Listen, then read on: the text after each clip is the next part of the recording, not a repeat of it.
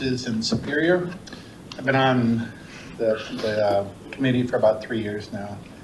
I'm in the process of electrifying my home. And so far, I've got the electric car. I'm having the car charger put in the garage tomorrow. I've got the induction stove on order and the contract signed for solar panels. And next year will be heat pump water heater, and the fireplace.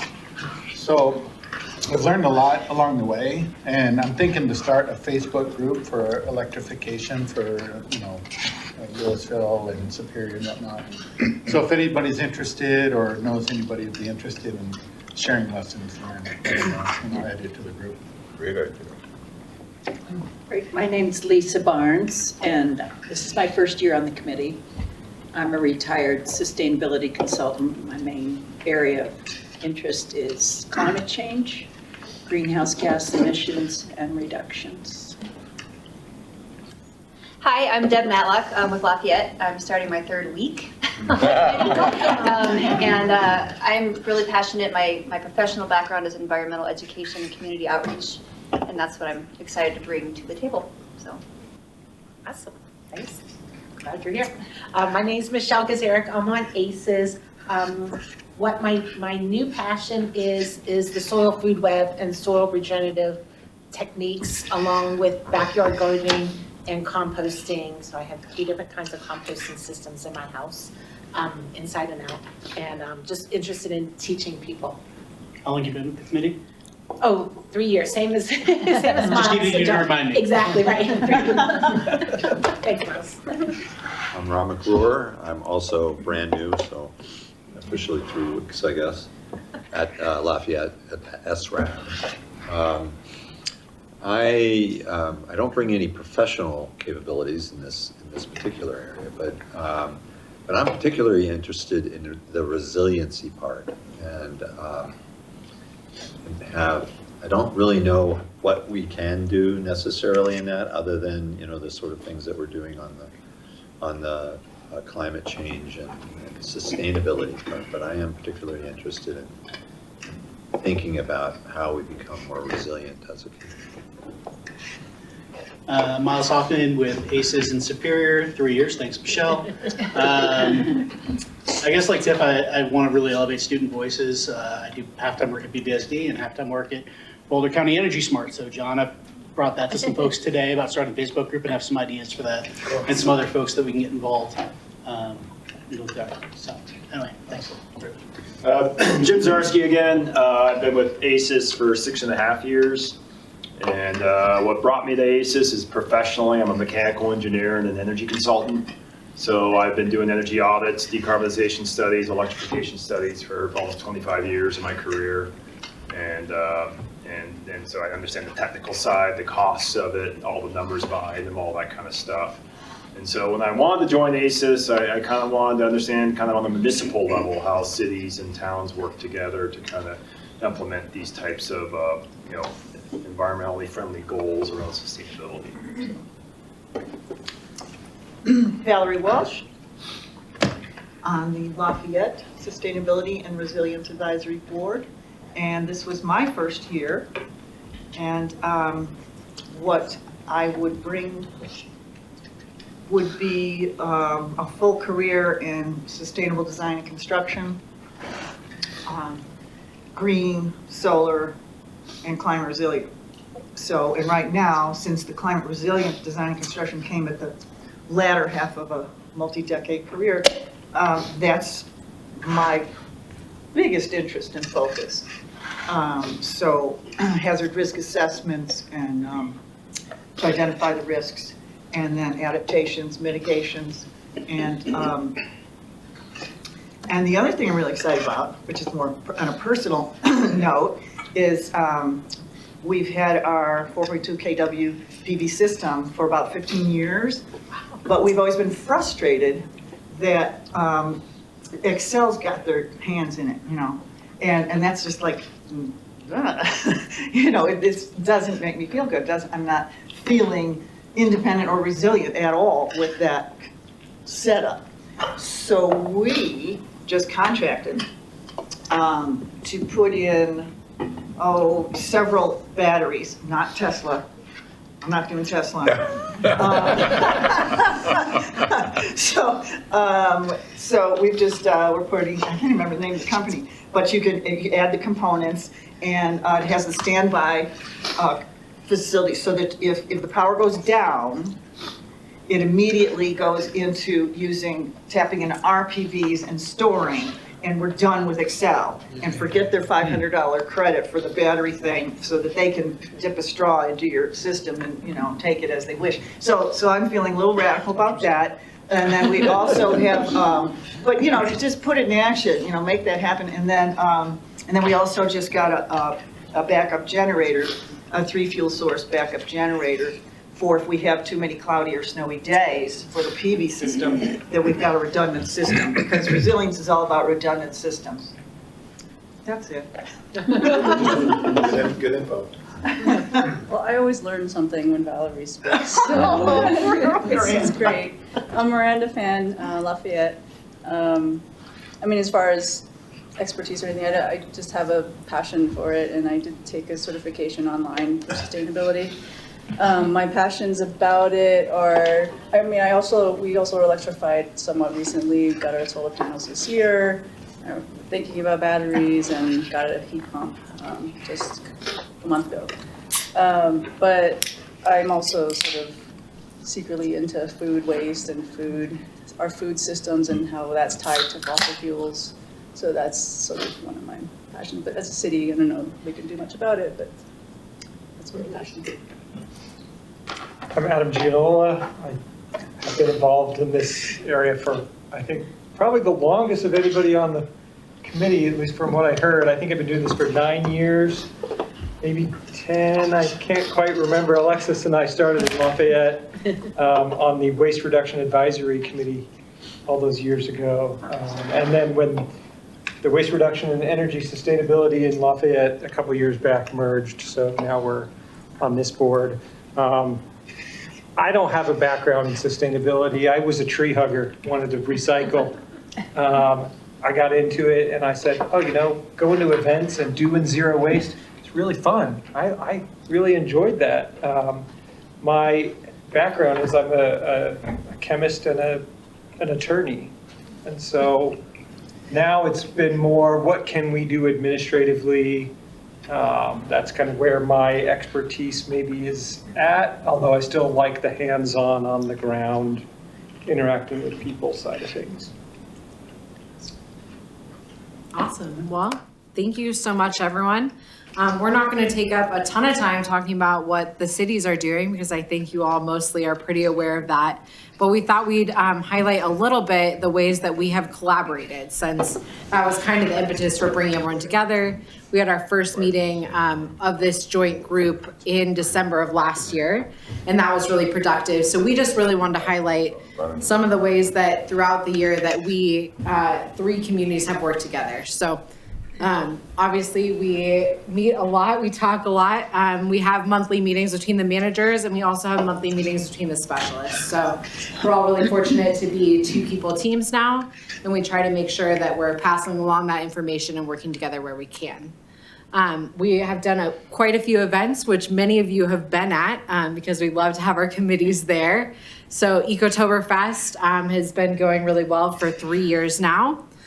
This year we launched our 1, 2, 3 Electrify series, and we had a really wonderful expo here in Superior, as well as 3 kind of workshop events, and all of those have been recorded. So anyone who's looking at electrification, we did a 101, we did a planning one, we did a purchasing one, which was the expo, and we even did a little video for that, even though it wasn't a formal workshop. And then we did a perfecting and renewables. So all those are available online. Lafayette spearheaded a water conservation workshop series for HOAs that we all participated in. And then we also launched Resource Central pickups for our 3 communities, where on a dedicated day, residents can sign up and have their, if they do a renovation or a project like that, they can have those materials picked up to go to the resource yard, which is wonderful for reuse. Yeah. And then we are all involved in regional groups. To name a few, we have the Front Range Beneficial Electrification Network, or FRBN. We're all involved in numerous Boulder County groups, such as transportation electrification. Our specialists have engaged on the Resource Conservation Advisory Board, which is RCAB. We also engage with Boulder County on nature-based solutions is one other item.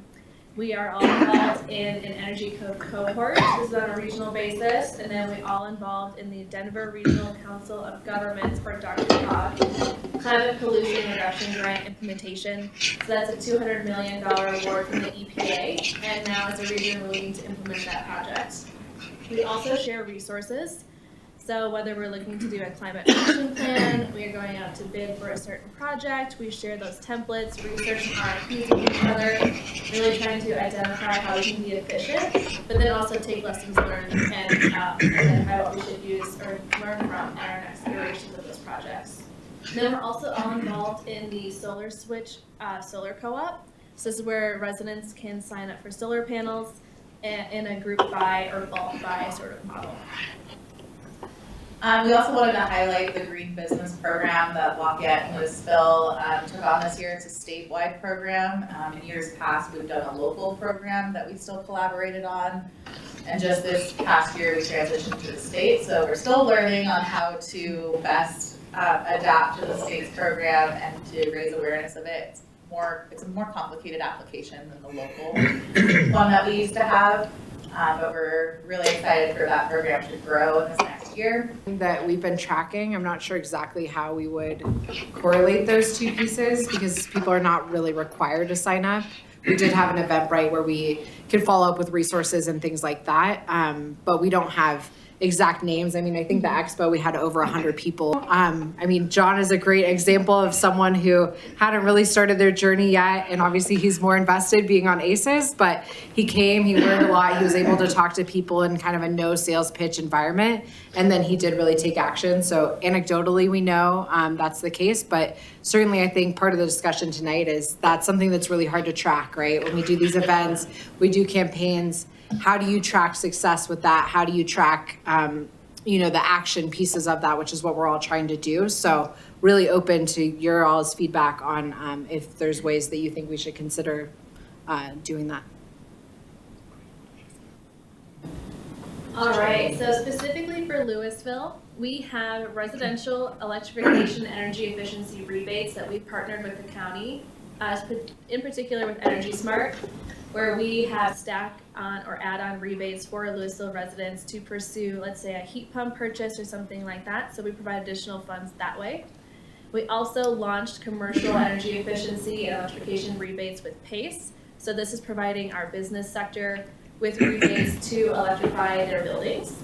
Then we also have our internal decarbonization plan that was adopted in 23, and then we spent 24 budgeting and planning for that process. So we're actually going to be breaking ground on that plan in 2025, which is huge, you guys. I'm so excited. Then we have our community decarbonization plan implementation as well. This has been taken on with Partners in Energy, a partner that we all work with. And we've been working with them the last few months to implement strategies in our business sector, our residential sector, which was the 1, 2, 3 Electrify series. And then we're looking at mobile homes and our multifamily as well.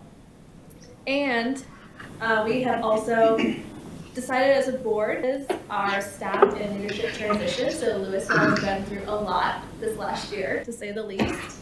So that's been hard. And then we also had a cancellation of our annual Hard to Recycle event due to weather.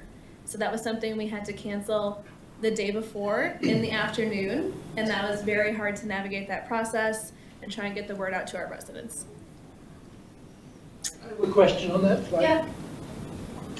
Do you have a count from the rebates you've given out on how many people have taken action? I mean, that's countable? Yeah. Yes. So, do you have a rough number? John, in our staff update from last time I referenced that number, I don't have it memorized. Maybe 10 or 100? It's probably within the 20s, I believe at least. I will say we've gone through the entirety of our budget, which is what we've sent was $22,000. So. what was involved in the internal decarbonization plan and breaking ground? What are you going to do breaking ground? So we're going to be electrifying all of our municipal facilities. So we're going to be converting to heat pump technologies. We're going to be installing or building solar arrays at several facilities as well. And then we're also going to be installing EV charging stations at those as well. Did a lot of this happen because of the fire? Oh, well, you lost a lot of houses in the fire. Yeah, Did we a did. lot of this happen because of that and a lot of rebuilding going on?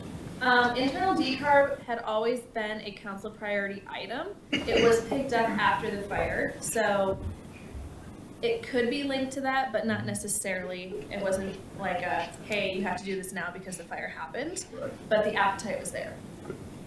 Is the internal decarb through energy performance contracting, I'm assuming? Or is it through municipal bond or? We have a project manager that's going to be coming on board within the next year, where we're really going to be able to decide the process for that. However, and with our previous leadership, an energy performance contract was off the table.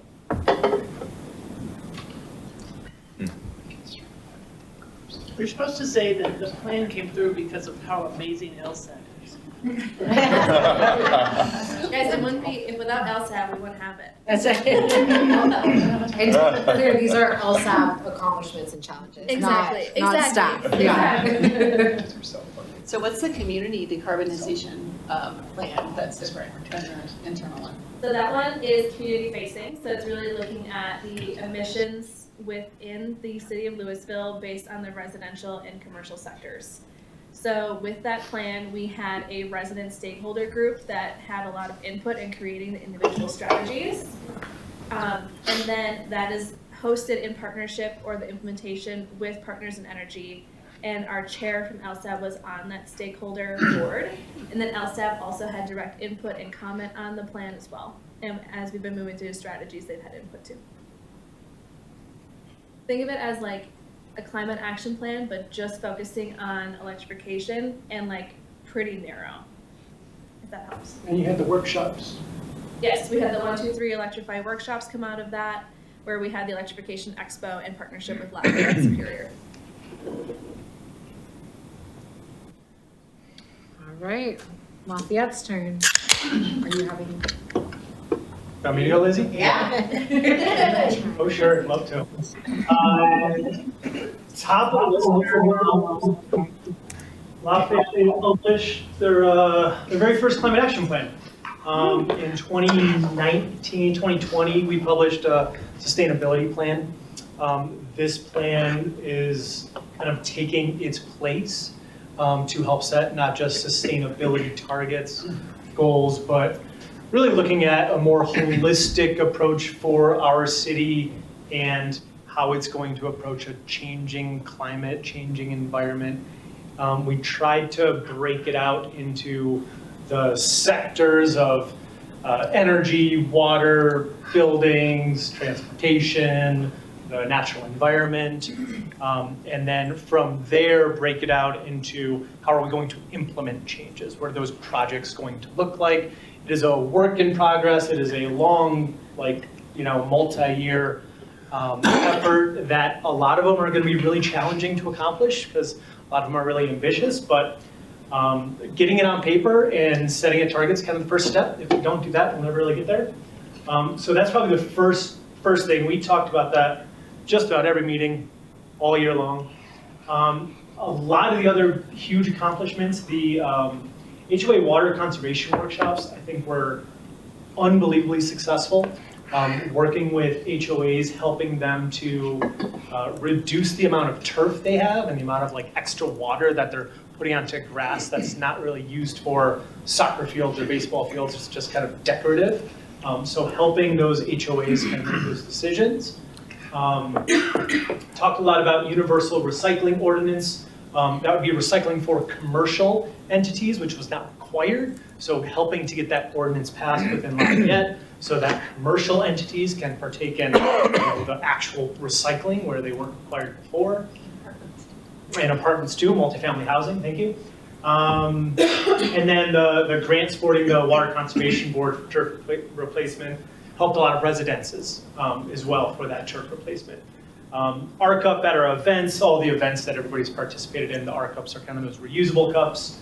And then we had a new board and commissioning recruitment process that our city undertook and that we got to participate in to just help recruit new people, new blood, new voices to the committees when you have vacancies of how can you make sure that people are aware that there's a vacancy, and then when there is that vacancy and you make awareness that people can apply. We've got a couple new members already here that have joined us that we think that's kind of going to help us in the future, having those lulls of like there's not a lot of applicants and the applicants might not have professional or personal experience in this area.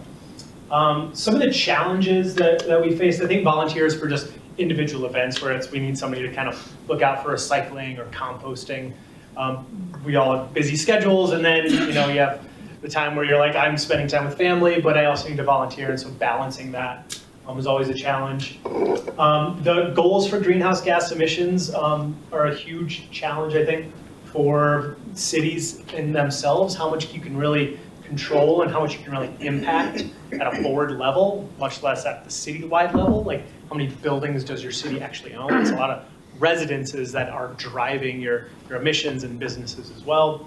Communicating with each other through sunshine law. So how do we make sure that we can continue our progress outside of our monthly meetings, knowing that we aren't trying to meet more than just 2 people at a time to make it an official meeting. That's been a big challenge. Yeah, there you go. Am I missing anything? Question. Yeah. Is the turf replacement grant, is that for residents? Are you saying? Yeah, there was a grant that if you were replacing X amount of turf, you were getting, I don't remember if it was an actual dollar amount or if you were getting a value for like replacement plants and grasses. Right. Like decorative. Cool. Can that be stacked with like the Resource Central one? We augmented the grant funds to the Resource Central contract, so it allowed them to reach more people. Okay. So we do the same thing. Oh, sweet. I have a question about the HOA water conservation. You work with Louisville as well as Superior. I'm in an HOA and I would love for them to use less water, but how do you make the connection? How do you find my HOA? And do they have to invite you to talk to them, or? I think we held several events where we invited the HOAs to come and attend, and it was voluntary for them to attend, right? We had a couple workshops. Yeah. And we had 2. The first one was really primarily driven to explain water conservation at the HOA level and what resources and grants were available. So we had some experts, and Resource Central was there, Northern Water was there that offers an HOA grant to talk about that. And then the secondary one was based on the feedback that we received from the first HOA workshop on fire escaping and really understanding what an HOA can do to support fire-wise landscapes as well as other home features. So we had wildlife partners come and present at that, as well as other partners. So we're going to continue that next year because it is popular. Resource Central is doing an HOA pilot program that can be staffed with Northern Water. So that type of information is what we want to get out early in next year.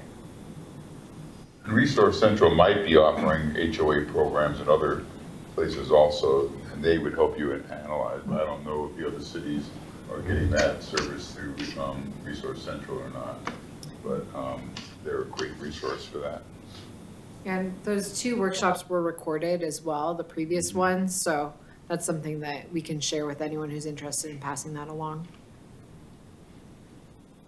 Maybe just a comment on the Sunshine Law challenge, and related to that is maybe just sort of meeting times. We had so much to talk about, like keeping our meetings every month down to what it was scheduled to be. I don't think we ever hit that. No. A lot of enthusiasm. And then extra meetings, if I may add. Yeah. Then we have a couple, We did like have a extra Saturdays. Several.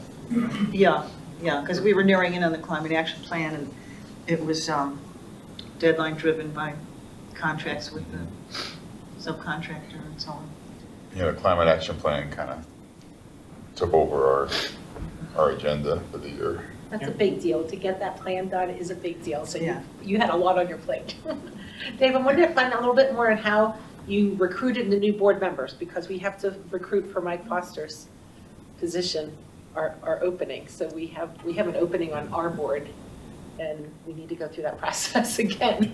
Yeah, I'll maybe turn it over to Lizzie. I would say they changed the cycle of when applicants could find out about the openings, and then we held an open, forum at our rec center that all of the boards had a representative. So it was open to the entire community, where you could come in and talk to any of the board, could have been any of us volunteering, just to get face-to-face, one-on-one, and just say, here's what we do on a week-to-week basis, and then allowed them to apply through the application process. Then our board got to speak with the interview candidates, look at their resumes, see how they answer the questions, and then we provided a recommendation to the city council. As far as the outreach on how to, reach the community, I think it was just through kind of social media channels and word of mouth and bulletin boards. But Lizzie, you might be able to expand more on that. Yeah, so the city was having similar issues with recruitment. There were some boards that didn't have as many individuals on there that were having issues getting quorum. So they went to city council and proposed an idea to get every board member on the same cycle and term, so that every board member's term would end in November and new terms would start in December. So council was really excited about that. So they moved forward with that, and then because of this cycle, they were able to arrange more recruitment style outreach. So we did have an open house. We had a lot of people come by, which was really great. And then board members did their own due diligence and reached out to their members of the community. And we had 8 apply this past cycle.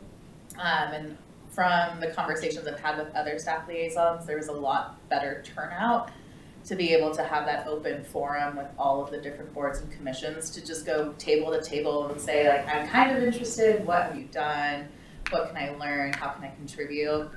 And that was really great to see. We also did a boards and appreciation event just last week, where all the boards and commissions went to our Arts and Cultural Center and had cookies and cocoa, and they were able to mingle with each other as well as learn what other boards within the city, because we also have silos within boards and commissions, which I'm sure you all know. So we're trying to break those barriers. So it's exciting. It worked really well, and also helped staff, because we also have to write staff memos for all of the new members. So that took off the responsibility off of staff and put it in to our assistant to the city administrator, who just did one memo for every single board. It was just a nice and easy thing to present at council. Thank you. Yeah, I might add to that, because I've just gone through that. Yeah. So you didn't really highlight the fact that, I don't know how many of the art night outs, maybe, I don't know if there were the other events, but certainly on, I think maybe 2 of the art night outs, you guys had a table. I don't know if the other boards did, but. Well, we usually will have somebody at the art night outs kind of helping with like recycling and compost. And then all of the other, like the big events like the Ecotober or like the Sure. Earth Day events will have a table out as well. And I know that was. It's like the city council had a table. That might have been it, and one of us might have been mingling about. Right, because I saw Lizzie there, at least. But so anyway, I think 2 things I think were influential, although I got interested in this because it's just my time to kind of start doing this sort of stuff. But those events where you had a chance to kind of like bounce up against somebody and think about it and maybe see them again, that's, I think, really powerful, even if it isn't necessarily somebody from your board, but whoever goes should be advocating for any board. I also agree that the cycle where everybody's on kind of in the hunt at the same time, it has some negatives because you're running, in a sense, for people, and you're kind of vying for some of the same interest. So there's that negative. But the positive was like that event where everybody came into I can't remember now where it was. The rec center. Yeah, the rec center. Meant that you could, kind of, again, somebody who may not have been interested in you would wander by and see. So I would say those were definitely positives. I would definitely encourage it.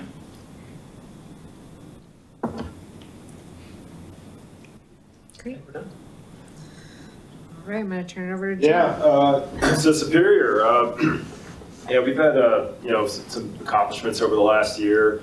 Probably the biggest one has been this, the town waste contract, and that primarily applied to just downtown Superior here and Sagamore and pretty much the areas just surrounding this immediate building right here. Waste and curbside composting, pay as you throw, or right sizing your containers have been topics of ACES as long as I've been on it. So for over 6 years, we actually proposed a revised waste contract to the board here 3 or 4 years ago. For lack of a better word, I think they were just overwhelmed by our recommendations and defaulted back to the waste contract at the time. So we had no luck in passing compost at that time. But this time around, different board, as you guys know, makes a big difference. Who your council people are or board members are makes a big difference. We're definitely more progressive when it came to these types of topics. And so it was a big victory lap for the town, for ACES, that top bullet. And also, now you guys are probably wondering, well, what's going on with Rock Creek? That's like 90% of our population up the hill. Well, the town learned this year that they can actually take over that contract, that waste contract, on the next cycle in 2028. Because right now, the Rock Creek HOA has been hanging on to that waste contract since the inception. I couldn't tell you why that is, but yeah, they've been in charge of that. They think they know. It's always wrong. Yeah, but for economies of scale and all the other. Republic? Does Rock Creek use Republic? Waste Connections. Yeah, so for economies of scale, all the above, the board agrees that enough is enough. The town just needs to take over the waste contract for the whole town. So this is going to pave the path for what's going to happen up here in Rock Creek in 3 or 4 years. Right. So and then some EV trucks. I know Louisville, you guys were touting your EV trucks here a few months ago. So kind of the future there for trucks. Yeah, we supported these electrification events, just like you all participated in, and so forth. Yeah, we hosted a smart meter event. I don't know if any of you guys made that. I know I co-spoke with someone, I think they're from Louisville, but. Todd was from Todd Munn. Yeah, Todd. Who's not here. Who's not here. Okay, okay, you tripped me out there because you're pointing that way. I don't see him. No, because Tiffany's. Okay, yeah, so me and Todd did a little co-speaker, kind of speaking from personal experience on electrifying our homes. And that event, actually, that part of it went well. The Excel part of it was a little rusty. Excel just, we all have our opinions on Excel. We can start right here. But they just didn't, for better or for worse, there's good people down there. They just didn't send the right person that day to talk about the smart meter. And so they ultimately confused the heck out of most of the crowd. So, Including the experts. Including the experts. Including the experts. Yeah, they didn't understand this stuff. We were all confused. So anyways, we tried, that's trial and error in life. We'll course correct next time and try and maybe host another, actually, I don't know, smart meters are installed now. So whatever good they are. Water conservation is a priority for us as well, for a lot of reasons that you guys have mentioned, essential turf versus non-essential turf, watering the rocks, watering the streets, all the above. And then, we started doing the R Cup recycling program at our town events. For those of you guys that maybe go down to the Buell Theater, I know they have those same cups down there too, so it's neat to start seeing that stuff spread across the region. Let's see, refine key messages for promoting ACES sustainability priorities. You might need to help me on that bullet. We'll look to Michelle. Michelle can represent.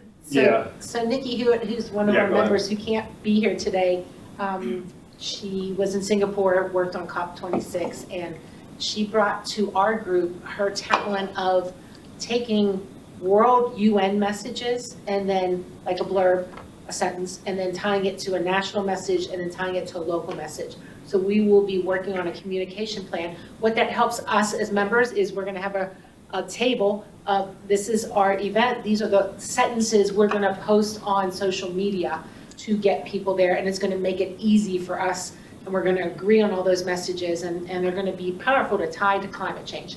We realize sustainability doesn't always tie to climate change in general public's eyes. And so our goal is to get those messages out there to link all those ideas. Kind of like what Tiff does with the students, we're gonna do with the adults and students in our town. Can you share that with Louisville? I mean, Yeah, we'll be glad to we should all have share. that same message. We'll be glad to share our table of messages once we, I'll crank it out next month and work on it. Thanks, Michelle. Yeah, so we have some of the same challenges that you all have, volunteering and staffing at events, you know, making time for those. Usually those events are prime time, those spend time with family and friends and personal things you want to do. So we're challenged there, you know, kind of piggybacking on, I've heard some challenges with some of your meetings lasting a long time.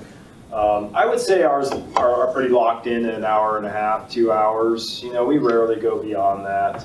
You know, Alexis does a really good job of managing the agenda to where we don't exceed that. And you know, my predecessor, Mike, was always really good at cutting people off if things kind of got way out of whack and going off on tangents and stuff. Again, we're all extremely passionate, that's what we do, but we still stayed within our structure. And the other thing that's a kind of alleviated maybe those longer meeting sessions is we do have 3 sub-working groups. I wouldn't say it's perfect. I mean, we try to meet monthly, all 3 of us, but sometimes, again, because of life, it doesn't happen. But I would say it's better than having 0 working groups because it allows us to kind of take some topics offline and then come back with recommendations for ACES to consider. How many people are on each of those groups? What's that? How many people are on each of the working groups? I don't know, anywhere 3 to 4. 3 to 4 on average. So you have to give notice for those meetings then? Yeah, they're built into our town calendar, so we meet the same time each month. Yeah. And there's a Zoom link already on there.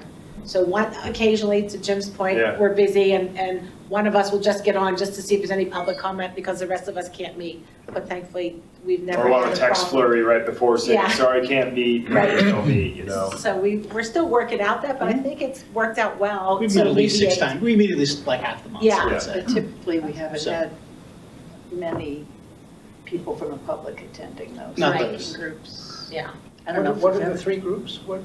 Operations is one, and then Resources, community outreach, or outreach and And then engagement. outreach and education. yeah. And then we Do all you have kind of, record minutes and have to have them posted as well? Yeah. We do, and we have a Dropbox that we put in, yeah. And then we report out at the monthly meeting of what those working groups did. And it does help us get work done. so a model for you all to consider, and it's all legit within the sunshine laws and all that kind of stuff. So, otherwise, yeah, that's Superior, so. Great. So I just have a comment, you know, the volunteering, you know, all struggle with that. I've been struggling with it for a long time. Back in the days of Waste Reduction Advisory Committee, we did a like monthly, it became the sustainability film series that I think we're all contributing to, but we were doing it in Lafayette like monthly throughout the winter. And at those, they were pretty well attended, and I would collect email addresses just from members of the public and use that for my kind of own personal email list, recruiting volunteers for like our Art Night Out, our street festival. And that actually was pretty successful in getting reliable community members who wanted to contribute to those events in a volunteer capacity. I mean, that might be something that, you know, we try to, I don't know, I feel like that community engagement where there's this free event that, you know, push a little hard, get some email addresses. I mean, it worked pretty well for us. Might be something we try to do more, I mean, as a kind of region, but I don't know. I love that event, and I would go, and then I would volunteer with Adam in Lafayette on their art night out, and I loved going over to Lafayette and helped work out. But I'm glad you brought the sustainability film series, because we've got so much mileage out of that. I mean, I think the Motherlode, the one with the bikes, you can see everybody with these cargo bikes, and it's like you all started that with that film series, and I think people felt really comfortable, and now they can say to the dad going to school, it's okay that you have your kids, like you're not doing something bad.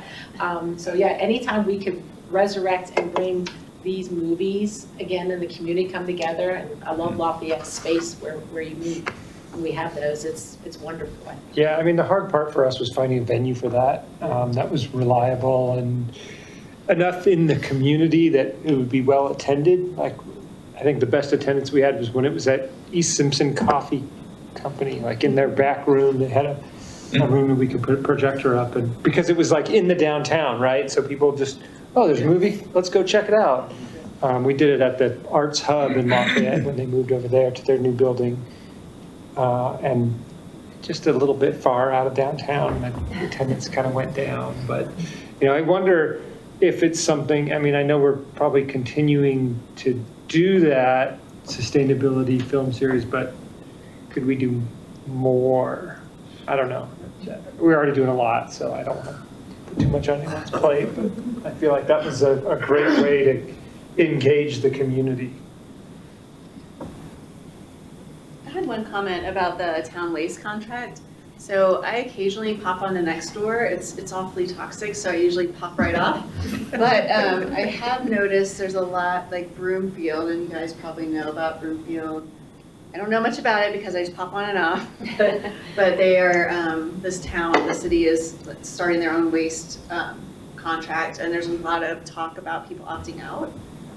I just saw a message about, is it Waste Connections, I think, who's like gonna pay their opt-out fee if they wanna opt out, and they're actually gonna give them a cheaper rate than what the city's providing, so you should follow these Nextdoor conversations or get the real deal from you guys, because who knows what's rough right on Nextdoor, to see how that's transpiring in Broomfield. So people could not opt out of ours. That's not an option. If they're in our service area, they could choose not to have a compost bin or a recycling bin or trash, whatever they want to choose in terms of that kind of service level they can, but they don't actually have that option per the way our ordinance is written. Yeah, I mean, when we did it, I think the HOAs, Lafayette had kind of half the city HOA, half the city not.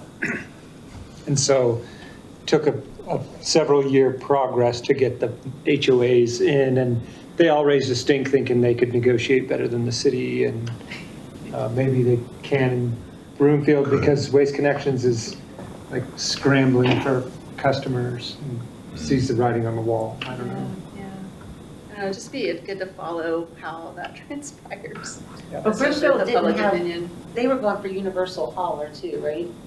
So That must be. yeah, so in Broomfield, they have, anybody can hire a different company, so you have trucks going down the streets like Every 5 day. days a Yeah. week. Exactly, so that, I think that's one of the things they're trying to fix. And that, once you take that away and you get everybody on one hauler, then eventually they'll come around to the other part, to the 3-bin system, but it takes a while to get people. And Louisville and Lafayette luckily have already done it, and they're there, and we'll follow your lead and any advice you can give us. So thank you. Is there a plan for this to talk to HOAs or get contracts from the HOAs? Well, we already have single hauler, so everyone is on Republic. And I believe they can opt out to trash recycling, compost, and pick the size of their carts. In terms of HOA engagement, so with the water conservation workshop, there was not a lot of Louisville representation. We don't have an HOA list at the city, so we're trying to find emails of the HOAs, and that's been increasingly difficult. Yeah. We don't have a list of the HOAs in Lafayette. That should be a requirement. We've been trying to collect it, and we've got it in bits and pieces, and we're probably doing pretty well, but there's a lot. The HOA focus, or the HOA workshops really helped us in creating that list. But also when we did require not required. We passed on a fee to those HOAs that did not want to participate in the program. That's when people started reaching out to us, so we were able to save those emails in this like massive spreadsheet. So we're constantly just trying to update that because they don't notify us when turnover or the board changes or. Management companies change or. Yeah. So when you instituted a fine, they reached out. Yeah, they didn't want to pay 2 trash fees. It was the double They trash did not fees, wanna right? pay. Super controversial. Well, I can tell you that, like, because I was in Indian Peaks HOA for 15 years, and we had a stinking good deal. That went away, I think. That was going away. It was going away. I've been on it for a while, but that was, I think, the biggest thing, and I suspect that's exactly what's going on there, is that they just had this great deal. It's not that great of a deal, though. Yeah. It's not. It's not, Once like our It's town buried in the deal, budget too. We Yeah, can't it's get buried in the budget. Clear budget. and our town deal is better than Yeah. when. Oh, really? Yeah, That's just it's just a matter of time. a movable object. And we had in Rock Creek also had 3 new board members join the board that all had curbside composting in their application as one of their interests.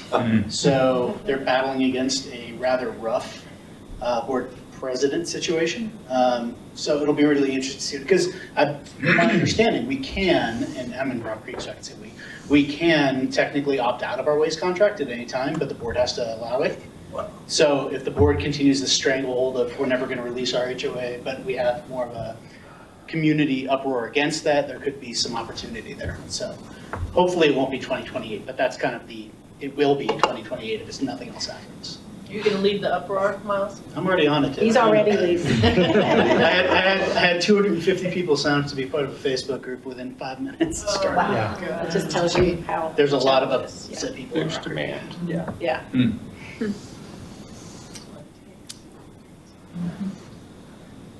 All right, well, we saved the rest of the meeting. We've got about 50 minutes left. And we just wanted to kind of open it up for some conversation. So we have some questions to kind of prompt that, and we can see where the conversation goes from there.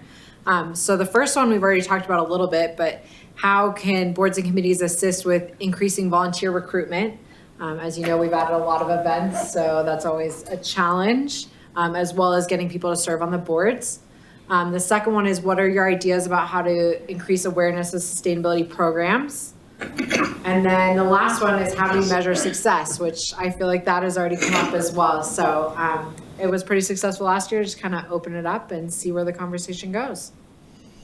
Could I add like a mini 4th topic? Not that we're gonna have too much time. Just skip But the John and I, and I'm not sure who else was on that Denver Metro Regional Sustainability. Who was there? Yeah, I thought that might be interesting just to process that a little bit. I mean, the one up because in Boulder. when we- one of the big Yeah. topics was climate resilience on a regional level, and I think it's kind of important to have a voice of those meetings back to this meeting, if that makes sense. We could add that. Did they decide how often they're meeting? Quarterly. This is the Front Range. Yeah. Sustainability. Yeah, does it have a name? What's it called? I think they went with Front Range. wasn't it? Okay. Okay, yeah, It that was was really interesting. interesting because the big topic was water. And are we doing due diligence to plan regionally for water scarcity? It was, Regional growth, water scarcity. yeah, it was water rights and, anyway, I just thought it's important for us all to be talking about some of those same things. So I wanted to add that as a mini topic. Absolutely. How many have attended that meeting, that front? There was only one so far, so there was. Well, there were Only a 2. few. Well, Oh, yeah, yeah, I yeah. did, I only went to We one. went to the I went to second the one. water presentation Yeah. gathering. So a good chunk of us, yeah. It's impressive. It was. Which is how we got these dishes, because that's when Heather brought us to that event. And I was like, Heather, can we have these for this event? She said, sure. Oh, yeah. That's how. That's For right. you. Yes. Economy in the spoil. Well, with volunteer recruitment, I think we touched on that a bit, but I love the idea that you just single-handedly, Adam just started getting on a clipboard and signing people up. And I feel like I attended the boards and committees, whatever it was, recruitment night for Lafayette. And there were so many people who came up to the table. I think we probably had 10 or 12 in the hour I was there. And everybody was passionate about sustainability. And I was thinking, we need to get these people to volunteer, whether it's on the board or at events. And so I just think that maybe having that clipboard at any event that we have would be good, because you get those people who are passionate and excited. And when I learned that the city of Lafayette had a sustainability and resilience advisory committee, I was so excited. Like, really? My own little town has this? And here we've got 3 little towns that have that. But I think, there's a lot more people in that mindset. And so I think it's just letting people know of this work that we're doing, and that's important, and they'll want to get involved, even if they can't commit to be on a board. And there are only so many spots on these boards. But that would give them a voice and agency in their own community. Maybe we should have a booth at Eco October recruiting people to be volunteers at the next Eco October. It's a long year, it's a year away, but. And Earth Day, right? Do the same thing at Earth Day. Yeah, Earth Day, every day, and I all those try, events. but y'all normally pop around to other ones. Yeah, but maybe we should try and do that, just collectively Yeah, have or a just- booth Yeah. at Eco October Yeah. with somebody from each town talking about what the boards are doing and collecting email addresses. And the city of Lafayette has a mailing list for sustainability that you can sign up through the general website. And so I don't know, Lizzie, if that would be a place where you could send out, when you send out sustainability blast, like send out every month, here's the volunteer opportunities or something like that. Or, I don't know, that might be something to, if we can collect email addresses in that way, then we can really reach more people. And I think if there was some kind of even a small version of training, because I know a lot of people want to volunteer, but then what a barrier often is, especially for something like volunteering for a public event where they're going to be doing public-facing outreach, that sounds good and it can be very intimidating, I think. So a small training, here's the party line, here's some scenarios we're going to play with each other so that when people come up, you're not caught off guard. And then I think the care and feeding of volunteers also includes, I don't know, seasonal potlucks or some kind of thing to create a community. When I worked with volunteers in other places, I learned this the hard way because I wasn't that kind of mindset. I was like, let's just do our work. But what I learned was they want to come together and they want to talk and they want to have the potluck and they want to have the special garden tour just for the volunteers, or the first view of a new building that just got retrofitted. They want that first tour, and little things like that don't have a huge cost. And then you get institutional knowledge in the volunteers. So then you get volunteers that you start to feel more and more comfortable. Okay, these people can totally do XYZ event. They've got it, versus we need to have somebody from the board or commission joining these new people. But I think, maybe then it can become a self-feeding machine in a way. And I think people feel very disempowered around climate and sustainability and passionate. And so there's a tension point of that disempowerment. And that I think might be heightened, to be truthful, not to get political, but in the next 4 years, there's going to be a lot of helpless people in communities that want to contribute. And so meeting that place in the middle that says you can, but that could be an interesting thing too. I do think the cities, the lines are blurred, and I could see passionate volunteers. When I worked in the city of Boulder, we had volunteers that were doing 5 and 6 different volunteer jobs all over the place. Like the people who want to do that might be really happy to.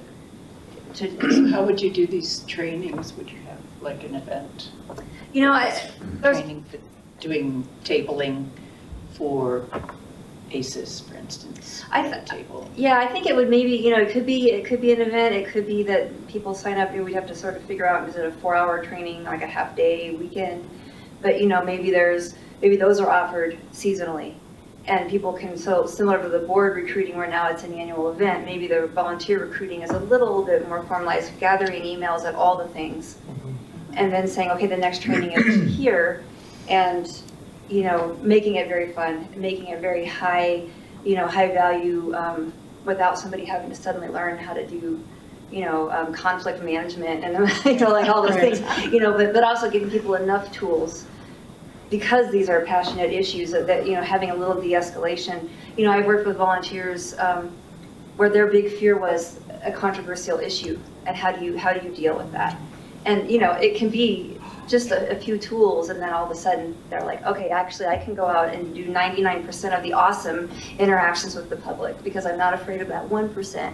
where, somebody's really mad about smart meters or whatever they're upset about, I mean, the thing that I see being a necessary is having a champion on each board to kind of run that part of the engagement, right? And I think in my experience, it's been successful for me to provide that personal touch. It's not an email from the city. I am just a resident like everyone else, and I send the email out, and I always in my email it says, look, this is not, you signed up for my mailing list. If you want to be taken off, please just let me know. I'm not here to spam you. I'm not here. And I think that people appreciate that. Like it is a personal touch. It is a personal thing. And so having a champion to be able to, someone who's going to organize the trainings, or who's going to okay, I'll be the person who sends the email out that says, here's the date that we're doing the potluck. Here's the events that we need help at, these kinds of things. So I think you're right, the personal relationship. I mean, there are people that I worked with 15 years ago. We're still Facebook friends, because but also what keeps the community and those relationships, that's a really good point. So they know they have a point person. They can say, hey, I've got a question about this thing that happened at this event. And then it's a priority personal call with a person they already know. from time to time, I will get emails from my mailing list that says, I have this weird recycle question. Can I ask you? Sure. I'll do my best. I'm just making this up. I think Betsy mentioned, Earth Day is kind of our next activity as boards, public activity. So we really don't have anything between January and April. So maybe that's a time to focus on this. Film series. Yeah, That would be a great that's time a for perfect film thing, series. yeah, like something that interests Come people. And I think it would be good to I get work- training on how to deal with the naysayers. Because I noticed just on the Facebook for Superior, we have this new bike thing, and some people, enough with the green and blah, blah, blah, they're very negative comments. Those are the two people that always give us negative comments. Oh, are So they? once you You get just to know. block who Once you get people used to are- it, you can ignore Yeah. them or block them. I was like, when I read that, I was like, Don't- oh, yeah, don't take what's that wrong with these personally. people? Don't take that. Yeah, don't take Yeah. any online thing as real people, because when they're in person, they generally don't have the same kind of impact or negativity that they have when they're online, when you're Yeah, it can be sitting angry anonymous and just typing into your write computer and you something don't see obnoxious. anybody else. I've done a lot of public events. I've really never had anybody challenge me on something like that. No, I didn't, not as part of the board, but they want to be friendly. I have a question down here. So I work at USC and we have student ambassadors. So they are students who are trained to volunteer at events. It's a go-to list that we go to. They also recently did a competition. So there was more enthusiastic. It was like amount of volunteer items. And I can't remember what the prize was, but it was a big competition. That might be something that we could do between the three cities, like have a That's an interesting competition idea. to try to like get that. And I don't know if we can partner with the schools for like National Honor Society hours or something like that, but we could maybe do a competition and drive volunteer hours. That's a real good idea. I mean, you can even do a competition of people who use their bicycles instead of their cars. How many miles are you putting in? And they can report it. And then the cities can combine them and they can say, oh, we're better than you, or you're better than us. Whatever. But I like that idea of competition. I think that gets, especially if people are doing it anyway. Right. Yeah. I just remembered along those lines, is it Fairview or Boulder High has I think of it like Girl Scout badges, but it's got a formal name and it can become part of your portfolio heading to college in sustainability. All the schools have them. There's All a seal of no? common literacy. Oh, that's what it is. Yes. I knew it was better than a Girl Scout band. Yeah. And, but that would be a good crowd, right? They're looking for ways as an outreach to implement these things. We've always struggled to engage the high schools. We would get one or two students who would help out, but again, it's, having a champion at the school who's going to be there reliably, a teacher or someone, having that connection to maintain continuity. Because when the students move on, then they're lost. Those groups kind of fizzle. There's some eco clubs that are more positioned for turning over and succession planning and things like that than others, I would say. The challenge of students is that a lot of them are already, the ones that want to volunteer and get involved are already doing 9 things on top of everything else. And as you know, it's just trying, especially for the high school students, because they're doing volunteering, they're working, many of them, there's an equity issue there. So the Seal of Climate Literacy hopefully will be part of this, and Tiff's been very involved in this process too. Will allow more students to become involved that don't need to know the right people, get connected to the right boards and whatnot. So it's just rolling out like this year. I mean, this just passed this last summer, right? But it might be an opportunity to find a different group and not the eco groups. Right, Because that's the thing the thing that's happening that's a good thing is that the students who are really involved in systems change, and they would consider volunteering a one-off, and they're trying to get away from one-offs. They're trying to work on systems change. So even engaging advocacy groups that we haven't thought of policy, before, right. you know? Yeah. Future business It's leaders an of America. onboarding, right? Yeah. Something that Deb mentioned that I wonder if the boards or committees themselves can help with is if we do have a list of volunteers or potential volunteers, are there ways we can incentivize them with a free drink ticket or a meal ticket to say, come to this event, volunteer for an hour, then go have a sandwich or go have a drink? Is that We did that. Have you done that? Superior did that. Yeah, we Has did that with our board budget though? We don't Not have all- nearly the events that you all, that Louisville and Lafayette have. We only have like 2. Well, and ACES has a $5,000 a year budget. I don't know if every committee or board here has a budget that's And we discretionary. rarely spend it all. Right, so we siphoned off, I We forget how gave much. gift certificates. Gift certificates to the to volunteers. zero waste volunteers, and we had people line up to do it, so. So that did help you guys We to got Absolutely. find people outside of the board or committee Oh, themselves 100%, to come and volunteer for the events. So I think that's a way we could We earmarked one for think next year, about, too. you know? Another pretty active group in the Boulder area is the National Charity League. So it has mothers and daughters, and they're always looking for volunteer hours. And if you just went to National Charity League Boulder, they have a website and someone you can contact. But it's part of their mission is to volunteer from everything from shelters to Humane Society to blankets for cancer patients, all that kind of stuff. They all work on stuff like that. So National Charity League. And I know National Charity League is synced up with Superior. I think Alexis and I confirmed that here on the last event with Michaela.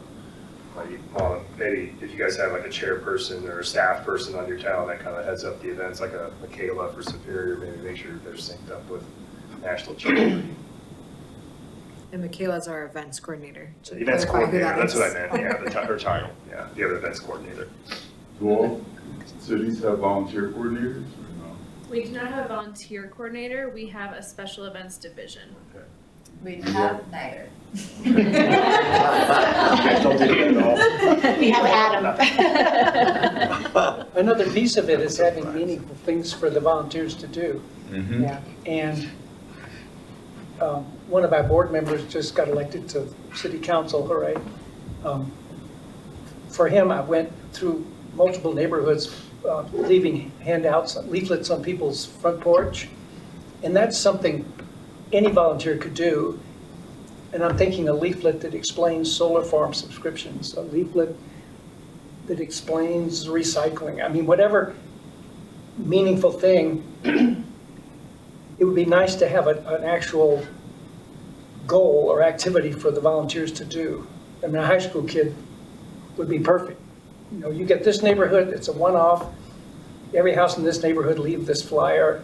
It turns out it costs, I don't know, $4,000, $6,000 to do a mailing to everybody in Louisville. And we can't afford that. But if there were some volunteers who could distribute some meaningful handout, that's just one thought. But you need a meaningful thing for them to do to get the volunteer involved. Which kind of ties into the next one about awareness of programs, and we've talked about this. I know that I think the school district has different sign ordinances than municipalities do, because, for example, Louisville Middle School, which is on Main Street, they have an electronic sign, PTO meets tonight, 8th grade basketball tomorrow night, and everyone that drives down Main Street knows what's going on at LMS. If there was something on City Hall that was an electronic board that we could continue to put messages on around what was happening with sustainability and other things. This one So- right here? Yeah. But we don't have one, so. And we also don't post all the sustainability events and things like No, that. This I way. know. I think having something dedicated, we've talked about. But I don't know, maybe we can talk about that, Hannah, but I just think we need an electronic board. The other thing we talked about is yard signs with different, electrification things where you can change out the QR code where citizens can scan it. So thinking about, is there a way that the 3 cities can invest in signs together and use it to announce different programs in the communities? Ask me I about like that my idea. heat pump installation. Exactly. Yeah. Here's a QR code Yeah. for your rebate on your heat pump. And, you do some sort of a silent electrification of your home, and your neighbors need to know about it so they can ask you questions about your new heat pump. So we had talked a lot about both electronic signs and yard signs, trying to get the word out. I like that yard sign, because then we can rotate it, like, we can have water conservation signs for 1 month, and then give them to Louisville, and Lafayette can have another sign, and we just rotate those signs. It would be interesting to strategically place them throughout Yeah, town right, without creating more waste. exactly, right? yes, yeah. I know you're not advocating for strategic, waste, right, but right. having I know something that you can change out, Yeah, that's a little more permanent. But in very prominent areas, like down Rock Creek, for example, here in Superior, Yeah. on Via Appia or something like that in Louisville. Right. Yeah. Yeah, there might be a way to change it out, where it's like a sleeve, and then you change Something. out the Yeah. middle Yeah, they part. do have that. Sounds like a good business idea. Too. yeah. Let's change our direction. Speed limit sign. I think too, the solar co-op, I thought it was great that they had you like sign in when you got there, and then they asked, would you be interested in distributing flyers in your neighborhood? Like easy. I know obviously the events this year were very hard to get that, but I think if we had some sort of check-in and that option, like, are you interested in volunteering, or are you interested in learning or handing out flyers or something like that would also be helpful, just because then you have a group of people. And I'm more likely to open my door if my neighbor's knocking on it than like a stranger, trying to put something on my door. There's a lot of collaboration happening around Cool Boulder and the Eco Leaders.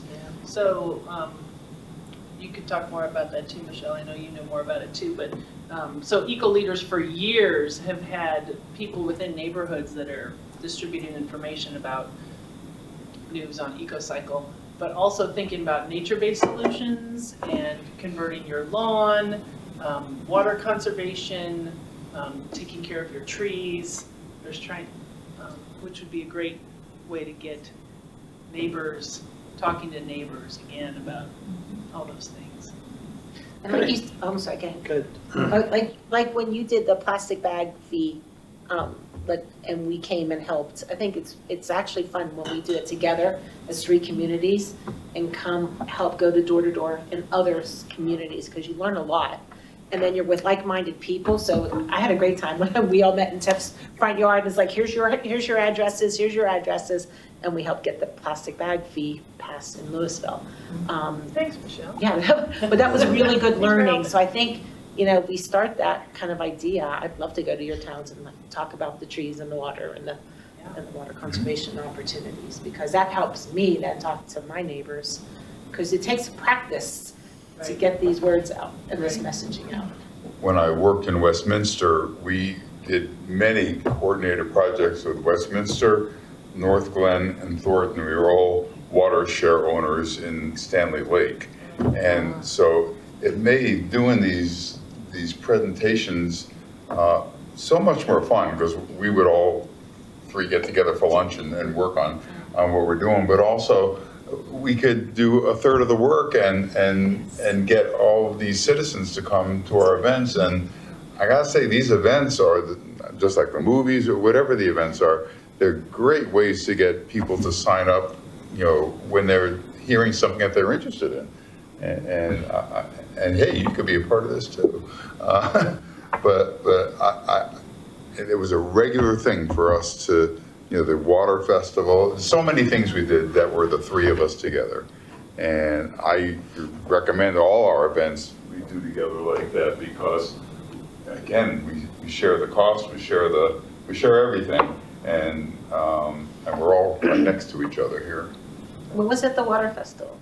Oh, the Water Festival, we had at a Front Range Community College, we would have about 1,000 students every May, and we would get about 45 presenters. It was a big deal, and it was a whole day. We had a big budget. I mean, we all had a little budget, but we put it together. We had a decent budget. Got school buses to pick up the kids. I mean, it was a big thing, and it was wonderful. And all our elementary schools, all fifth graders, came to it. And not all, because we couldn't fit them all in, but every year, different ones would get in. And it was fabulous and so much fun to do. There's a big one in Boulder every year. Yeah. Up at CU. Yes, yeah, Boulder has one, but does Louisville and Superior participate in that? Yeah, all the BBSD and St. Okay. Brina. The fifth graders. do. Okay, good. So, yeah, same thing. Another activity is Go Electric Colorado has the ability to put on electric vehicle show and tells. They have enough members who have different models and they'll let you drive them a bit. I mean, having something like that would bring out a whole lot of people where you could have tables and you could have, recruiting volunteers and meet your neighbors.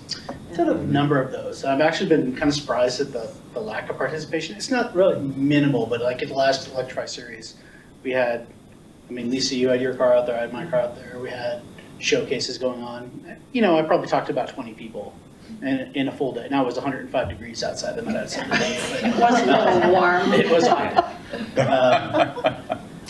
So the nice thing is you can kind of piggyback those on most of the events. So it's like at Ecotober, there's one, at Earth Day. Hey, Harry, I don't know, I didn't go to the electrification, but you could have someone talk about, heat pump, hot water heaters. You could have someone talk about heat pump. Yeah, we had different contractors come. There were Is different that what it tables was? with all of that. and Yeah, good. Yeah, They were really good we do that, strawberries yeah. with the induction stove. Yeah, excellent. Are we gonna do That the was my Electrify series? We're thinking the expo. Not Okay. the actual workshops again, since those are recorded. But we're considering doing the expo another time. And we're thinking about bringing in some elements from the workshops to the expo. So kind of bringing in some of those pieces, a little more storytelling. Some of what Jim referenced earlier, that Todd and Jim, where they shared their experience with electrifying their homes. I think hearing from your neighbors is really powerful. And so we're going to try and find ways to bring that in, as well as, we had a committee booth there, and that was really wonderful. Many of you were there, just share your stories with people who came over, but we'd like to build in that piece a little bit further as well. So it'll be a little bit of a hybrid without having a 5-part series again, which was a little ambitious on top of everything we do. There's going to be, just real quick on that, you three are probably aware of the Clean Heat Plan, Excel's Clean Heat Plan. Have you seen the numbers for this year? So that's going to be a big push because the rebates for heat pumps in this next year are more than tripling for everyone. And that doesn't include, that's not income related. Is that federal or? No, it's utility. That's just Excel. Oh, So there's still Excel. going to be the state Really? and the federal on top of that, plus Energy Smart that they talked about. And we just released like income qualified rebates, and most people don't know they're actually income qualified in this area because we are a very affluent area. So there's a ton of money out there, and for less than 80% AMI, I believe, it's almost fully covered for heat pumps next year through Excel. It's significant. When does Do we that have the start? workforce? They're talking about January 1st. Is it in print anywhere? One of my sons wants a heat pump. I'll find the deck and send it your way. Do we have the workforce to support all that? That's an interesting question. There's going to be a backlog. There's so many unknowns. Like what's going to happen with the price of the actual goods going into the homes. The cost of installing a heat pump, you get into $30,000. There's up to $30,000 rebates for heat pumps next year for income qualified folks, depending on where you are on that map. But the cost to install may go way up based on cost of goods and materials, based on what's going to happen in the next year. Who knows? So there's a lot of unknowns. So you said income qualified, but I thought you said. There are some that are, there's some that aren't. There's about 51 lines of Excel document describing what gets what. So it's a lot. But for non-income qualified, I believe it's $2,150 per ton rebated through Excel for your heat pump. So most heat pumps, residential heat pumps, run between 2 and 3 tons, somewhere in there. So you're looking at $6,000, $8,000 back on heat pump installations. To your point, it just got me thinking about making residents aware of incentives, well, educating about why would you do it, how do you do it, here's a neighbor who's done it, that whole thing, there's that piece. But once they know they want to do it, the incentives that have been, rebates, credits that have been available to this point. And maybe it would be a public service to keep them mindful of the ones that are in jeopardy, time sensitive, or the materials, the products and materials itself that could be subject to a tariff. That's why we hustled to buy our backup batteries before the new administration. So things like that, like, okay, this is what it would have cost, and this is what's going to cost now. And also, you're not going to get beyond your Excels, but the feds, that's going to go away, or that's going to be reduced. Or, that could be a public service, but because that might be a obstacle for a lot of people. Oh, that's been threatened to go away. Did it go away? How much did it get reduced? For EVs, just all of that. That could be a changing environment that maybe that's our goal, to help people navigate the changes. Or the what so. First, we got to get to the outreach and the education. And then the what so of, okay, now here's where we are. Because I wonder those things myself. I think we all do. And that's part of the challenge, is how do you warn somebody of something that's speculation in a way? It's not. We all know it's not. But it's the best time to do a project is now. The IRA could go away. Right? Part of the IRA could go away. Right. But part of the thing, in working with Energy Smart Residents now, what we're telling people is the best time to do a project is now. It's not next year when the HERO funds come out, or there's more incentives that may be coming out first quarter of next year. Right? I don't know if people are following that IRA funding for residential upgrades. So it's when is the best time to pull the trigger to do a project is right now. So whether that's in 3 months right now or 6 months right now, I think I hear what you're saying, and I think it's important to lay out those potential challenges. I think it's a little hard to predict exactly when and what and how. And this area gets so much funding from the towns and from the county and from Excel. Those are all money that are pretty locked in. So I'm saying going forward, it's not now, we're not rolling out our program now, but as the whole year and 2 years. As changes happen, absolutely. Yes. Yeah, as change. And this gets back to what John has suggested about doing a Facebook group, which I do think is a good idea. But I do think we also need to have folks from Go Electric Colorado who are moderating it. We need to have some people who are actual the resources and the horses' mouths themselves that are in that group to help because of misinformation and because of, I heard this or my neighbor did that or the rumor type approach. Right, that's the one piece of Facebook that really good idea. Makes me worried a little bit is you get somebody saying, well, I did this, and it's a troll, or you don't know if they really did that, or maybe they knew somebody. So just trying to level that informational playing field a little bit. That could be the flyer put on people's doors. City of Louisville in Superior, here are the rebates as of the date. Yeah. The other thing we talked about, instead of arguing or engaging, is it hard to rely on Go Electric people to monitor a site, is you could just link it to their site. So as a response, you don't engage. The resources are on top of it. You just link it to Elephant Energy, link it to Go Electric, link it to, and then they can go to that source.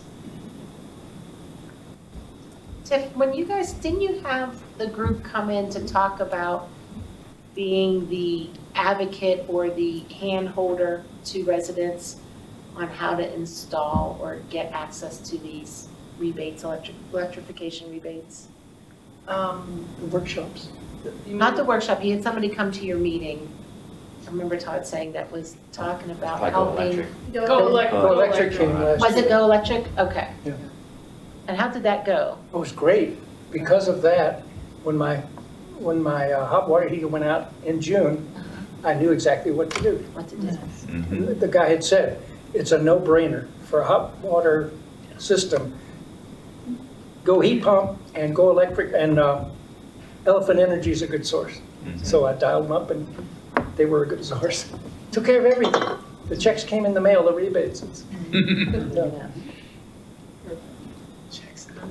We talked about measuring success. I don't think we really have. I don't know if it has ideas. I have a couple thoughts. I'm a newbie, so I don't actually know what all is going on. So I'm going to put that caveat. It's the best view. In my experience with outreach and engagement, I mean, those are big subjective terms. And so when you look at measuring success of those things, it seems like the first thing is to sort of narrow in what do we mean by outreach in this particular situation? What do we mean by engagement in this particular situation? Engagement could be signing up for the email list. Engagement could be applying for a rebate. Engagement could be flyers on porches. You know, so what I would look at that and say, okay, the first thing is to get very clear on specific outreach theme and specific engagement end goal, and know that there'll be some other byproducts that'll fall in all those places. You know, you've got somebody tabling something and maybe the theme for that event is X, but they end up talking about Y, and that's fine. You know, but the actual tracking goes back to X, like that's the theme for this event. We're looking to see how many people sign up for the list or join the Facebook group or fill out the survey or whatever the actual engagement is. And then the other piece with this, and this is a challenge in environmental education too, which is the long-term, you know, we're looking at outreach and engagement in short, medium, and long-term deliverables. And so the long term of something like this might be, do we get those dedicated volunteers that stick for years? Do we get, you know, an entire HOA that says, oh wow, we're all in on I don't know, some initiative for our housing, you know? And so then it just sort of, it becomes picking engagement into smaller tasks and saying which one are we going to assign, small, medium, or long, and then deciding some kind of tracking metric to go with those things. It gets really, I think it gets really murky when we say outreach and engagement and all the beautiful things that everybody's doing, then it's gonna be really hard to track anything. So I think it has to be a little bit of picking and choosing for like the theme for 2025 is gonna be X, Y, or Z as our main. And then the other thing that comes out of that is, okay, so we did these outreach events and these had really great response. So when we have another theme, we're going to focus on those events or that method of outreach because, wow, look at what we got over these. And this one, which took days and hours and people giving up their Saturdays and we got very little out of it, maybe that one disappears if we don't have the human. But again, I don't know all the initiatives yet. I mean, my learning curve is like straight up a mountain at this point. That was right on though, what you said we could do. And maybe we picked the event because of the rebates that are coming up. And we did electrification, you guys did, you know, you had success with Go Electric. Maybe we focus on that for 2025 for all of us to work together. Is there a way we could engage with like Energy Smart or someone to help us track like a question on their application? Who did you hear about this from? And then we said, yeah, we kind of keep track in some way. We keep track of that. I mean, we just did a big push for the income qualified rebates. So there's like a lot of newsletters, there's print media, there's socials that went out and things like that. So there's campaigns that we track.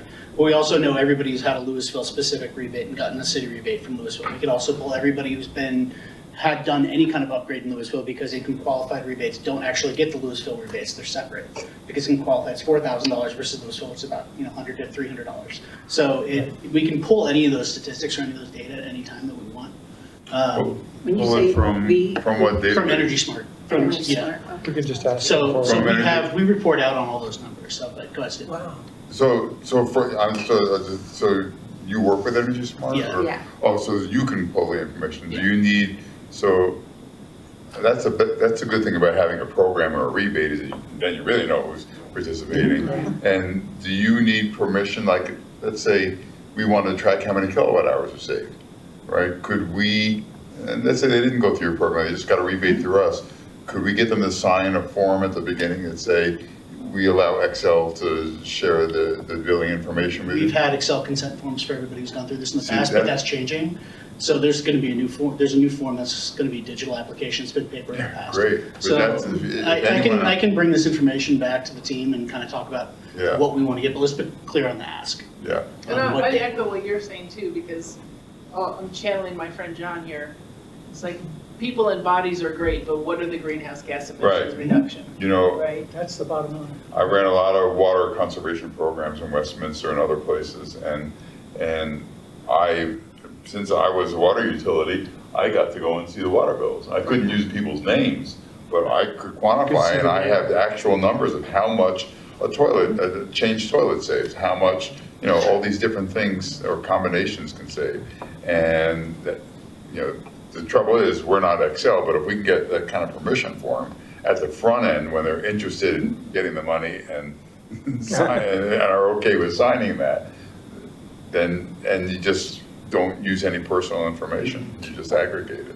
I feel like the goal is twofold, though. One is we want everyone to reduce greenhouse gas emissions. That's the overarching goal. Right. But the other goal is we want to see that the city's resources, is able to be achieved using that. We put this, rebate program out. That's a good way for us to track because we know who those people are. Right. But if we go to, tabling at an event, we can't really track how useful was that. And so I wonder. Well, if you offer a rebate, you can do that. And it doesn't have to be that, if you offer $200. That's a people count. Yeah. Right, that's a people count, or you have some kind of volunteer sign-up list. How many volunteers did you get to sign up on the list? I mean, that's kind of more And soft the metrics. problem with that, though, when you pick the event, you pick a date, you've already self-selected people out because they're not available at that date, let alone everything else. So maybe we do something like a mobile van that goes around to the towns. It's like, we're going to be at the Safeway parking lot, or at the King Super parking lot, or at the neighborhood, or at the school, or, at the park, and having that, and think of things that are more mobile. I think when you do outreach and tabling, that is an investment that opens the door, gets a conversation going. You're going to get a lot more out of it than just the number of people you talk to. I think so. There's other things that we need to talk about measuring for that, but unique ways of getting people. Because when we have the one event, like we have the electrification, like you said, you talked to 20 people. It was a lot of work that you all put into that.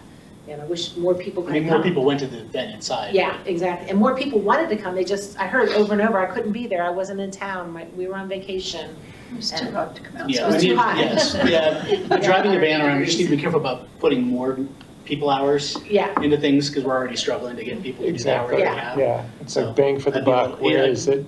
Well, the events, the movies, something that tracks them is what gets the people there. So whatever brings more people is what we want to continue doing. The trouble with tracking rebates, I've realized, is you can't pay people, we need 4,000 people in Louisville to get heat pumps, to even make a blip on the chart of carbon emissions. You can't afford to pay 4,000 people enough to make a difference. So I'm not sure, you get, until the money runs out, you get 10 or 20 or 30 names. But maybe there are another 300 that you never knew about. What about the Excel rebates? It's not town funds, though, I think, is Joe's point. Yeah, Is that you're not getting a Louisville impact, that's an Excel impact. Excel won't give you information on rebates that have. No, it's not about that. You can still have the outreach impact. So if you have 4,000 people in Louisville who all get it because Excel had a rebate, that is still an outreach success for Louisville. Yes. So you still can't. They didn't know about it. Yeah, but I'm just saying, you can't ask Louisville City to fund enough rebates to make a difference. That's true, but Excel might. Yeah. Yeah, the start of the goal is the outreach, all that we've been talking about. The other end of it is how many tons of CO2 have been prevented. And it's trackable. If you count the heat pumps and get a rough number for how much each pump saves, or EVs switching from a gas car, and you get the count of the EVs, you can calculate CO2 saved. And I think that's the payoff for us, is if you can see a bar chart and see this thing growing because of the things we've done, the outreach, the explanations, everything. We now can track these 4,000 people who've actually taken the bait and made a change and can show it. Solar roof, you get an EV and that ups your household electricity use by about 40% if you drive 25 miles a day. You get an EV, all of a sudden you say, wow, look at my electric bill.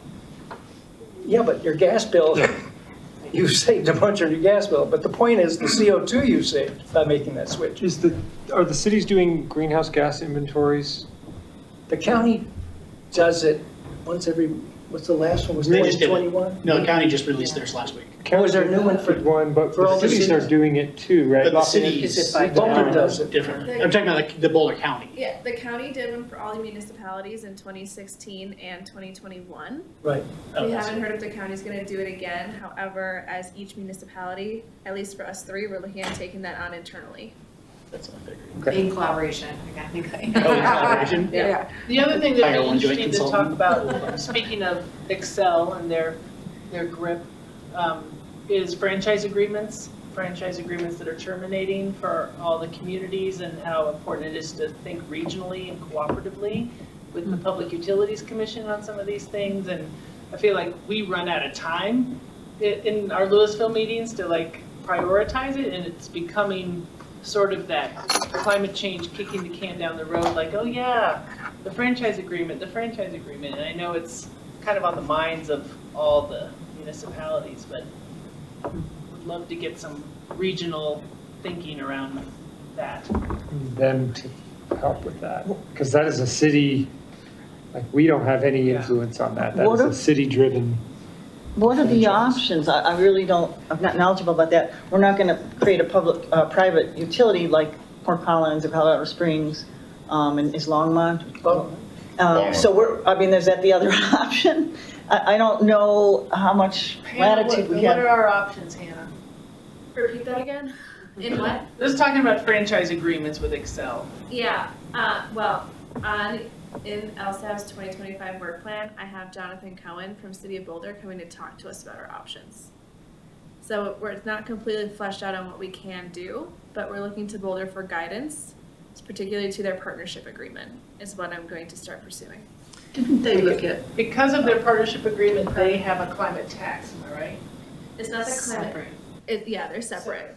The climate tax is separate. In the partnership agreement, from what I understand of it, is that it's holding Excel to certain emission reduction goals in terms of like their grid. Yeah. And Boulder was able to achieve that because of their long process trying to municipalize their electric utility, Right. which went on for many, many years. And then that ended up going into the Excel, like their partnership with Excel instead. So they had significantly different leverage, not that it's not possible elsewhere, but there's a And that lot cost of them a lot of history money, too. to that. But what about collective leverage that's sitting at this table and that table?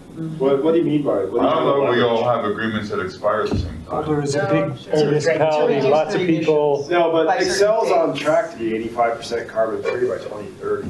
Yeah, but Now, let's they've do said that anything in this room. before. They just No, they said- are on track. They just I said, they actually- just told Boulder. Professionally, I track these emissions. They are on track to be But they 85%. just No, they reported to didn't Boulder, meet they the boulders. didn't meet the They didn't latest meet deadline. boulders. I don't care I about thought they Boulder. moved I'm it talking to about Excel's 2050. grid is on track to be 85% carbon free by 2030. I thought they That's a moved at fact. the 2050 this year. Huh? I thought they said they Me moved too. at the 2050. 2050 is carbon It's neutral. carbon neutral. Oh. And The and third what goal is about 2085. separating Excel's numbers, which they love to tout, and they don't do enough footnotes to say that's just electricity and not their gas service, because they're not going to be reduce their emissions on the gas service for many, many years. And what I don't understand is, a month or two ago, they put out the in their own newsletter that 25% of their source energy comes from coal right now. Yeah, Right now. 25% So if gas. we're all trying to, wasn't the natural It's gas pretty half and half It was a, between coal and natural gas. for the electricity? Yeah. And yet the demand is, and this is your profession, so, I'm just telling you from what I'm following, that the demand is going to increase by about 25%, and they're going to shut down the coal generating, which generates 25%. Like, there's this delta that's pretty concerning to me. And I think they think they're going to use renewables, but I don't know if they can tool up as fast as they say they need to. If you're cutting back this one and you're increasing the demand here, how do you get there? They're increasing gas generation. I mean, I've recently read that. So Part then of we're back to Excel's the plan. emissions. Are they not going to be carbon neutral by 20 anything if they can't get rid of the gas? So I'm saying everyone has conversations about Excel, but if you really read their numbers, it's for electricity. And the natural gas over here is like, well, we're going to have to figure that out down the road. I mean, that's my interpretation, and if you're living in the trenches every day, that's another matter, you would know more, but that's my perspective on it. I'd say with these franchise agreements, maybe you could at least get them to report your energy use by city. I They don't do think- that. They have Do put they out do a that? spreadsheet Oh, every, did we get that? for 5 or 10 years they've been doing it. Okay, well, good. You're in- At least we maybe can there's get something else we information. can get them to do. At least we can get information. They're actually very. Anything we can. Yeah, going through those. I don't know if we, Every town gets its own accounting. I wonder who gets that. Oh, you go online, it's a website, I think. Yeah, Baked in our natural gas. I could send it to you. It's, it'd be interesting to see how our use has changed. Well, just as I mentioned, I had to bring the bookends to this piece of ACES, so we just have a couple of minutes left before we adjourn the meeting. So some very interesting conversations here, passionate, of course. And now, is there any other final thoughts? I think the reporting thing that you brought up is that Superior, we didn't make that on our list, but we do have a dashboard that we launched this year. I don't know if the other towns have, or cities have that or not, kind of a sustainability dashboard. We're working on one internally. Good, that's good. So. And it really does track all the metrics. Yeah. You could see where we're at with all the goals in the sustainability. I think that's a major accomplishment of Alexis and her team. I had one final question, yes or no, for the other cities. Do the other cities use life cycle costing in their CIP projects to see whether it's worthwhile putting in the alternative project that will reduce emissions or anything? Does any of the other cities do that? Well, I know the electrification study that you're doing for our community center, that the scope was a level 3 audit. The level 3 audit does include the life cycle cost analysis. Excellent. I mean, I'd like to see that everywhere. Yeah. Yeah, we don't require it for everything, but we're getting that one. For a decarbonization Yeah. plan, yeah. And I would assume that probably Louisville, probably when McKinstry did your decarbonization plan, probably did some life cycle cost analysis as well. We didn't touch on Tiff's comment or question about the regional word. Yeah, I mean, and I don't know if there's because we're not allowed to do any kind of shared Google Doc, are we? It's not allowed, right? Correct. So I don't. Go back to our silos and work Get back to alone. the sunshine. I think the only thought I had about that, and I talked to Alexis about this, is that maybe this front range thing, maybe we might morph into the front range quarterly meetings instead of us 3 meeting, unless we want to continue to meet. I mean, I know we're kind of our own neighbors right here, but it's an option. I'm not saying it's the answer. That's something We to wouldn't get consider. a sharing of just town stuff. Yeah, that's I would say going we on. need this meeting. Yeah, we need this meeting just because you can't get to that level of detail. Twice a year. True. To get to. Yeah, I would go up, but It would get a level of coordination Yeah. of individual events if we mid-year did that. check-in. Mid-year check-in, yeah. Could we make it What like month a do y'all little take on, June? thing on the agenda for this meeting to report about what's happening at that meeting? We do that? That's a good idea. For next time. Yeah. Yeah. When can we meet, or is there an event that we see a need for us to collaborate on? Besides Ecotoberfest, that's the one that. Looks like That's good enough to- momentum to start the movie series again. Oh, I think that's already on the horizon. Yeah, you guys, I don't know. Lafayette's gonna start. We stopped it Oh, we did? Yeah, 2 years ago. Yeah, I might have to just do that myself then. Go, Adam, go. Sounded kind of final. There wasn't enough attendance. Yeah. There was like maybe 3 people Oh, going really? online. But if we did it as a three township We deal. did it as a 5 township the last year. We partnered with Broomfield and Erie. So we did a Maybe that's 5 a series problem. movie, each municipality took their own. It's not a whole town. It was 2 years ago. We're still it's like time. emerging from COVID and, people, I don't know, things are gonna be different. Can we offer Switch free it to food? in-person. We did. Yeah, maybe it Popcorn, could be yeah. combined with something else.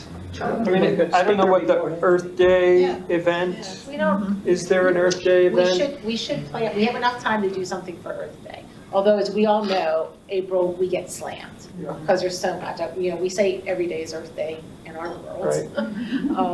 So if there's anything we. I mean, I think each of the towns probably have their own event, and maybe that's fine.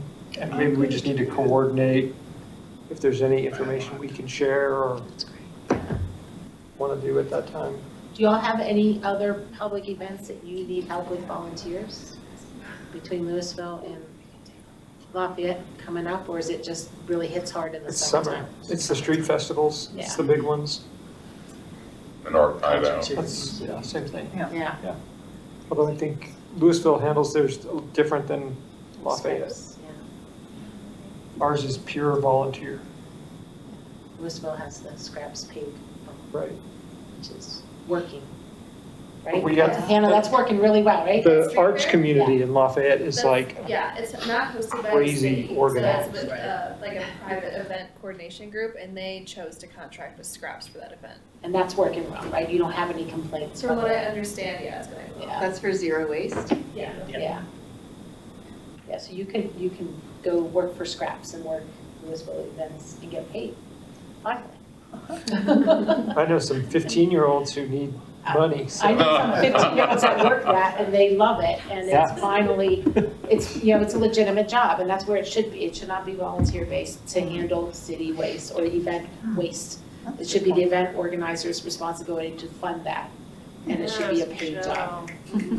All right, I'm gonna put a pin in it, take a page out of my predecessor.